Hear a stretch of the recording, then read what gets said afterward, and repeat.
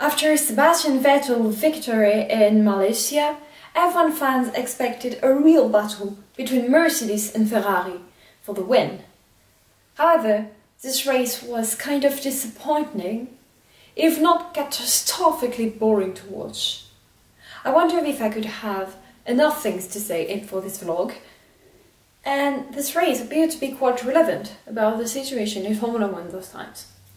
So here we are, the top 3 and the top 3 of the Chinese Grand Prix. Top 3 goes to Romain Grosjean, finally finding the points again. Last time he got in the points was in Monaco last year, and the pace of the Lotus is really good and encouraging. He managed to have a race without incident, and he showed where the Lotus' real place was. We could hope for Lotus coming back for the podiums, maybe, like in 2013. Plus, as the gentleman winner he is, he did a very nice touch dedicating his points to his friend Jules Bianchi, as the last time he got points. Jules Bianchi got points as well. Top 2 goes to McLaren and Manor. Why do I put them here? Because they are the most criticized teams, with everyone saying that they will never make it. Excuse me, but both Manor cars went into 107% in qualifying, and they both finished the race. Both McLaren finished as well, and could challenge the Force India and the Lotus. They will improve because they are the most working teams on the grid. And it is a terrible shame that we don't know them on TV. And I think that some of the people don't know the names of the Manor's drivers, who are Roberto Meri and Will Stevens. And the top 1 goes to Max Verstappen. This boy is really something special.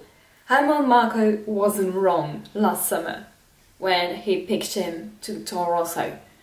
His overtakings are evil but terribly clever at the same time. His performance yesterday totally overshadowed his teammates' race. He unfortunately couldn't finish the race, but he was, for me, the real winner of the Chinese Grand Prix. Now we begin with the flops, and we start with the flop 3 sent to Nico Rosberg. He is dominated by his teammate since the beginning of the season. And what happened yesterday is that he was more thinking about the team than himself, to avoid Vettel's coming back and to keep both Mercedes for a 1-2 on the podium.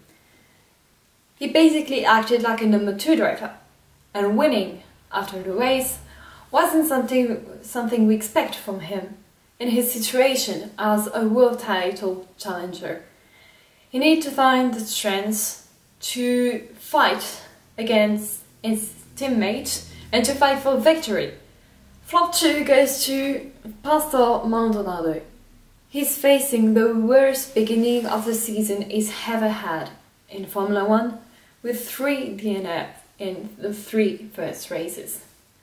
He again was involved in a crash, even if it was Button who caused it, while his teammate got the points for the team.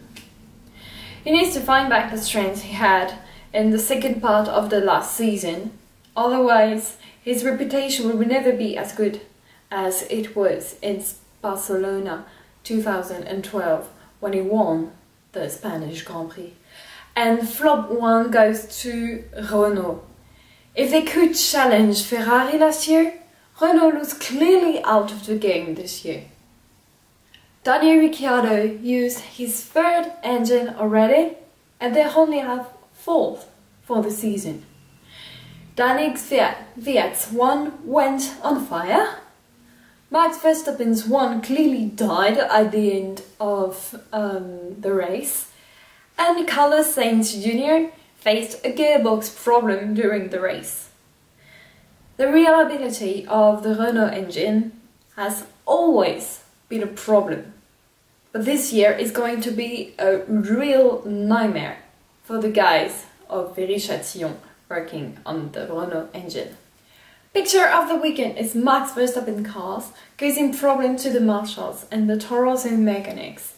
For me, it was maybe the most exciting thing of the race, and yeah, it was really fun to watch. Yeah, even if really for the marshals and Toro Rosso it wasn't quite fun, but yeah, it was pleasant to watch. So this is the end of the Chinese Grand Prix vlog. I see you next week for 2 vlogs for the Bahrain weekend, one in Formula 1 and one for the start of the GP2 season. Like, share and subscribe, and see you at the checkered flag.